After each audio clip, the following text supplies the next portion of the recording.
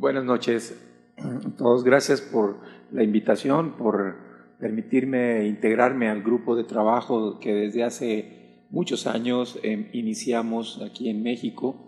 y especialmente formando un equipo de trabajo que de alguna manera todos integrábamos, socializábamos los casos y veíamos la oportunidad de poder aprender mucho de lo que es ahora el nuevo enfermo, que es el feto, y que de alguna manera nos permitiera conocer más sobre este desarrollo tan importante de la medicina actual. La cirugía fetal y la genómica parecería que es así como algo muy propio de una atención médica con respecto a algo que es como de investigación o como que es tecnología. Pero de alguna manera el binomio de unión de estas disciplinas, que es materno-fetal y genómica, da pauta a entender por qué razón estamos involucrados en el equipo de trabajo de la medicina materno-fetal y de la cirugía fetal. No cabe duda que la práctica de la medicina ha ido cambiando conforme pasa el tiempo y de aquella medicina tradicional, aquella medicina a la cual nos apegábamos en forma estricta a través del enunciado que existía dentro de la literatura como de nuestros maestros, fue integrándose y sumándose una cantidad de eventos importantes en crear nuevas competencias en el médico del futuro y de alguna manera se fue involucrando una de las disciplinas más importantes del fines del siglo XX y principios del siglo XXI, que viene a ser la medicina genómica.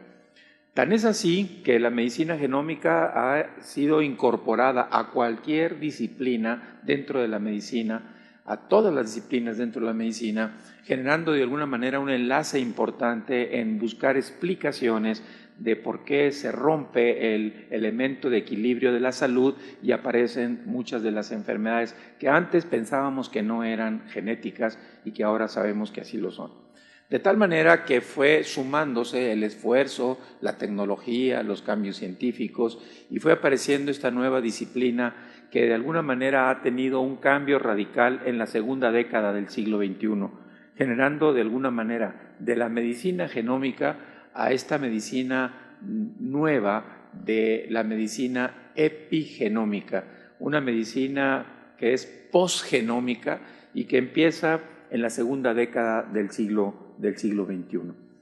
De tal manera que las investigaciones que se han logrado en el genoma humano y las aplicaciones que se obtienen de ella nos abren caminos muy importantes para progresar en entender la salud humana y entender la enfermedad. De tal manera que es el gran paradigma entre salud y enfermedad, siendo todos nosotros una bomba de tiempo que en cualquier momento podríamos explotar y aparecernos una alteración. De alguna manera vamos buscando la manera de poder aplicar esta nueva tecnología, esta nueva ciencia, buscando siempre el beneficio para todos y cada uno de los seres humanos. De tal manera que esto nos hace entender que muchas veces las pruebas genéticas no son precisamente la prueba definitiva o única, sino más bien es una de las pruebas que nos abre una gran expectativa para conocer y reconocer cómo estamos en nuestra génesis, en nuestro origen y en nuestra funcionalidad durante la línea de la vida, o sea, durante todo nuestro tiempo en que permanecemos en este mundo. Uno de los puntos fundamentales y que definitivamente se liga mucho a la genética, a la genómica, que es precisamente la génesis, el origen, y mucho de ello está relacionado con ese gran proyecto de vida que tiene todo ser humano, que es tener un hijo, y obviamente el gran deseo de tenerlo sano, de poder tener el sueño de tener un hijo que podamos atender y que pueda al final de cuentas compartir nuestra vida y poder de alguna manera vincularse a este sueño de generar vida para que podamos tener continuidad. De alguna manera, cuando el embarazo, la procreación no es exitosa, entonces obviamente se traduce en una verdadera tragedia y se involucran muchas de las emociones humanas que de alguna manera nos ponen en una limitante muy importante de lo que queremos hacer. De tal manera que para nosotros consideramos que todo embarazo tiene su riesgo. Yo siempre les digo que es una moneda en el aire. Es una moneda en el aire que tiene las mismas perspectivas. Algunas ocasiones ya tiene factores de riesgo previos y algunas otras no había ningún factor de riesgo, pero aparece un problema. Y aparece un problema en ese fenómeno como tal de la génesis, de la formación de un nuevo ser que de alguna manera pudiera vincularse a un trastorno o a una alteración de novo, o sea, de primera vez, y que de alguna manera no va a ser exitoso. De tal manera que la genómica y la epigenómica se van aplicando en este proceso de reconocer y conocer el desarrollo embriofetal, y nos vamos más atrás, ver y reconocer el genoma de los gametos, o sea, de los óvulos y los espermas, que de alguna manera participan desde antes de la concepción para poder generar un preámbulo a un embarazo saludable y seguro, sano. De alguna manera, estos cuidados nos hacen orientarnos a estos elementos de intervención que llamamos intervenciones preconcepcionales, intervenciones prenatales e intervenciones neonatales.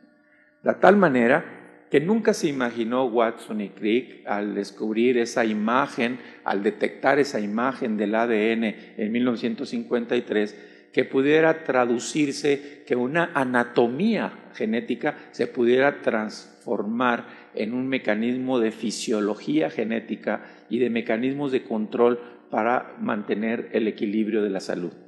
De tal manera que en la actualidad, después de todos estos avances de más de 60 años, estamos teniendo vinculaciones importantes en un crecimiento que se aplica en todos y cada uno de los elementos.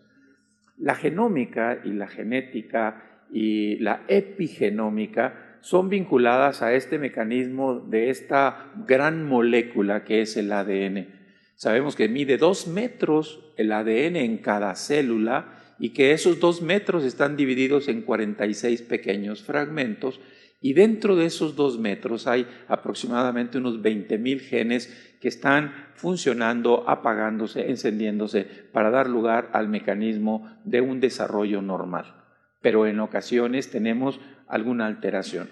Pero lo interesante de esto es que la anatomía del ADN me traduce su fisiología para la síntesis de proteínas que de alguna manera vinculan las funciones del ser humano y manejan los criterios de estabilidad, tanto estructural como en su madurez y en su fisiología orgánica. De tal manera que esto nos está traduciendo un elemento importante para conocer exactamente cuál sería la respuesta que tendría un individuo ante una circunstancia de alteración.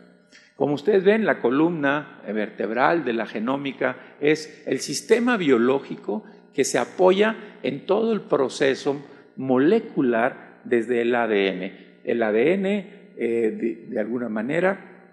codifica la formación de un ARN mensajero que a su vez hace una síntesis de proteínas que funcionan esas proteínas y que mantienen el sistema biológico. De tal manera que una alteración de base en la parte del ADN me traduce una cantidad de problemas a nivel proteico, enzimático, estructural, metabólico, que da como consecuencia un sistema biológico afectado y que de alguna manera me traduce un elemento muy importante de aportación de la genómica y genética en la toma de decisiones, en la intervención y el manejo del feto enfermo. No cabe duda que es fundamental la obtención de una información que me permita ver si esto va a tener éxito o no, y verdaderamente si la intervención que vamos a hacer va a ser una intervención cuyo riesgo materno fetal está involucrando cuando sabemos que de antemano ese bebé trae un gran problema genético que difícilmente lo va a superar. De tal manera que esa aplicación de la genómica en la cirugía fetal va de la mano con el grupo multidisciplinario que toma decisiones. En algunas ocasiones Como no hay muchos genetistas, pues obviamente y menos dedicados a este campo, la toma de decisiones a veces es un tanto, un cuanto a resolver un problema a través de una intervención. Pero como decía el compañero Bello, el médico, que las hernias de diafragma pues casi nunca vienen solas, siempre traen un concepto de síndrome genético que al final de cuentas va a traducirse que el elemento integral, aunque se corrige el diafragma, el resto va a tener grandes problemas y el éxito no va a ser del todo lo mejor. Esta vinculación de la parte genética, de la parte genómica y ahora de la epigenómica, nos vincula específicamente a que sí hay un problema genético, sí lo hay, pero además en su función genética, que es lo que determina la parte de la epigenómica. Para esto entonces tenemos 4 áreas importantes, porque debemos de entender que si bien aumentamos la tecnología y creamos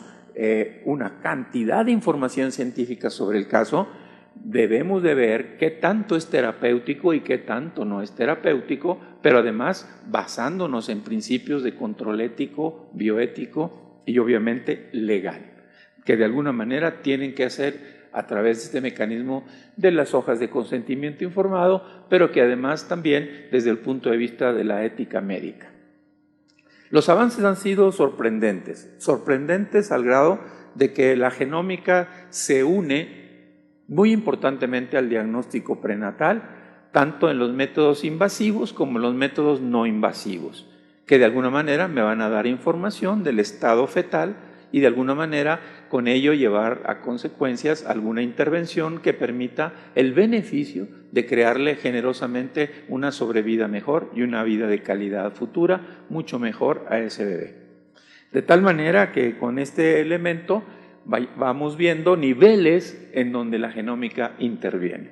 Y estos niveles van a diferentes grados. El primero de ellos sería a quién hacerle estudios de este tipo. Bueno, específicamente el primer contacto a través de una clinometría lo tenemos a través de la imagen de ultrasonido, que es, como diríamos, la primera consulta fetal.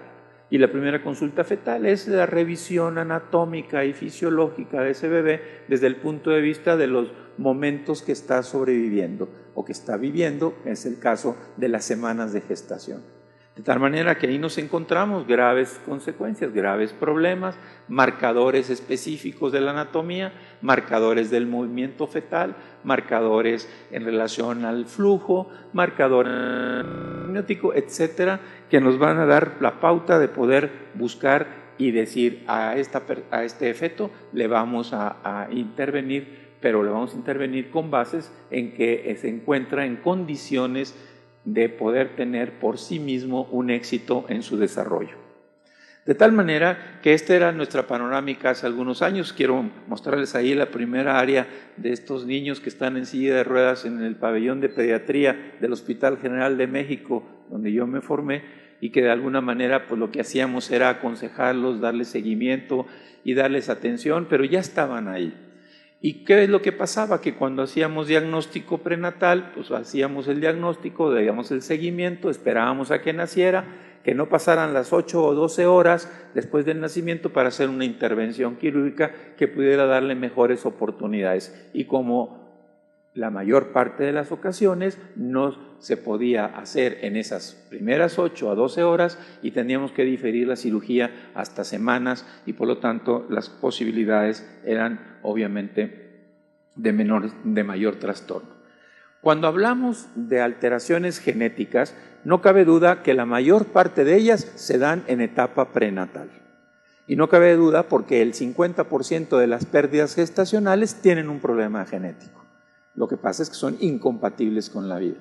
De tal manera que el nacimiento de un niño con un problema es de aquellas patologías genéticas que lograron dar la sobrevida durante un tiempo y posiblemente un largo tiempo. Pero la mayoría tienen grandes orígenes en la parte de la génesis, del origen, de la parte prenatal. De tal manera que ustedes ven que conforme pasa el tiempo y las técnicas genómicas se van aplicando, poco a poco nos vamos dando cuenta que muchas patologías que no sabíamos que eran genéticas, ahora se detectan como genéticas a través de los estudios moleculares. Ustedes ven ahí que el 70%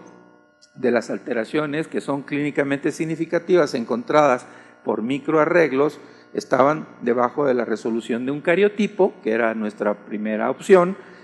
convencional, y por lo tanto esto era muy importante hacer hincapié, que los estudios moleculares han sido hoy por hoy una muy importante avance para el diagnóstico prenatal.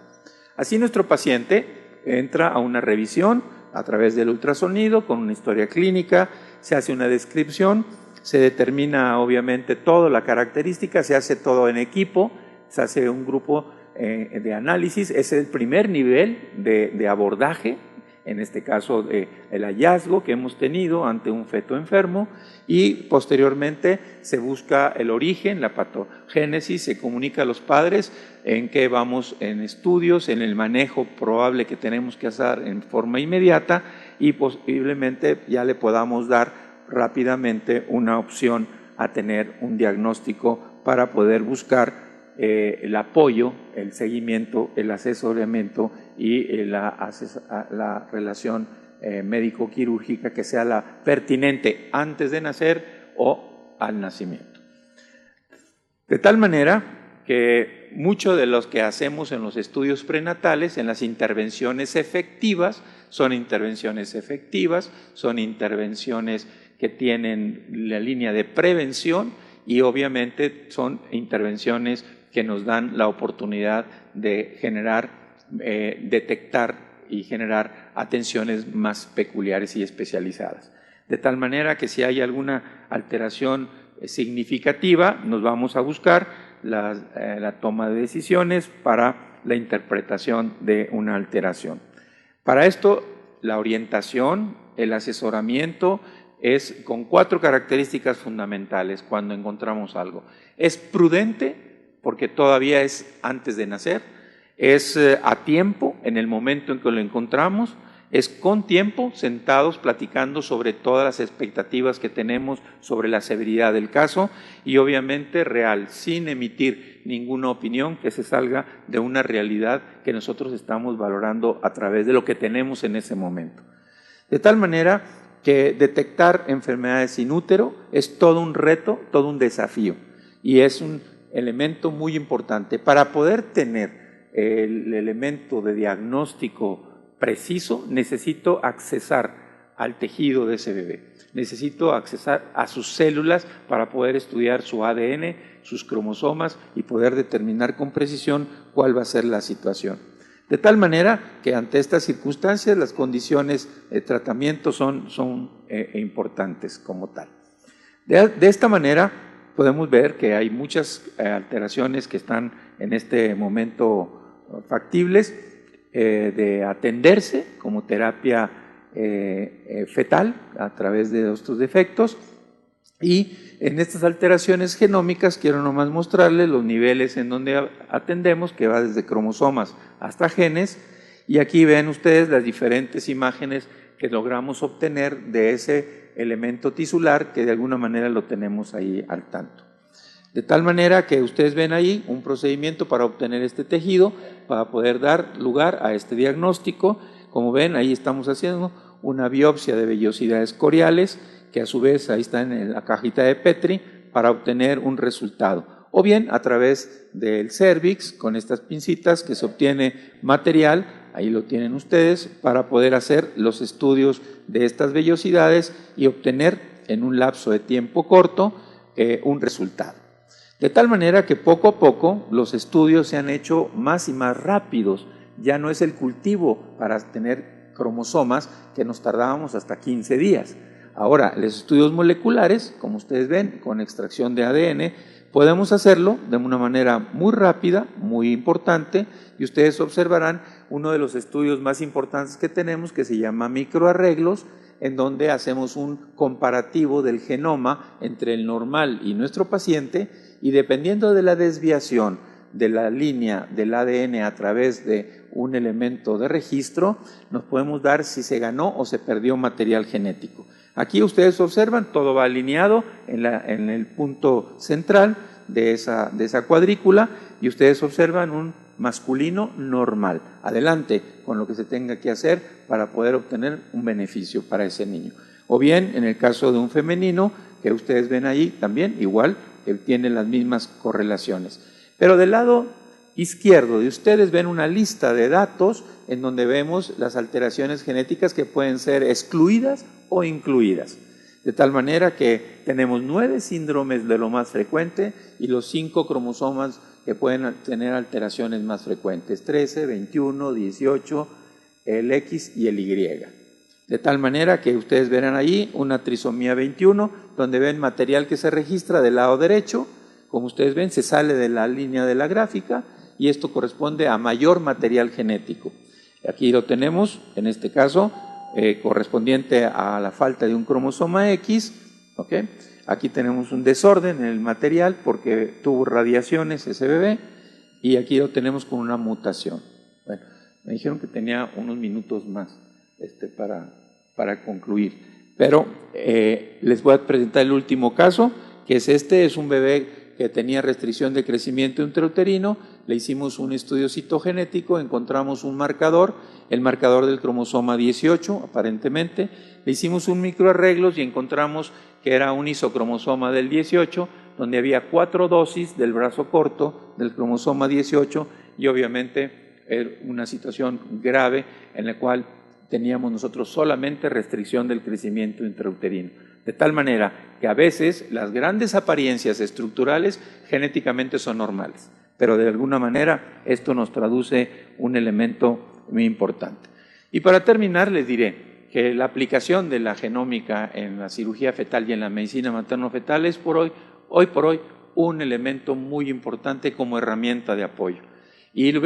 viendo al feto como paciente, podemos convertirlo a este paciente como un provocador para descubrir el origen profundo de la vida, de los eventos que alteran su curso normal, pero si nos conformamos solo con describirlo y transformarlo como estadística, será testigo de nuestra mediocridad cuando no hacemos nada por superar los elementos de un crecimiento científico de este siglo. Muchísimas gracias. Muy amables.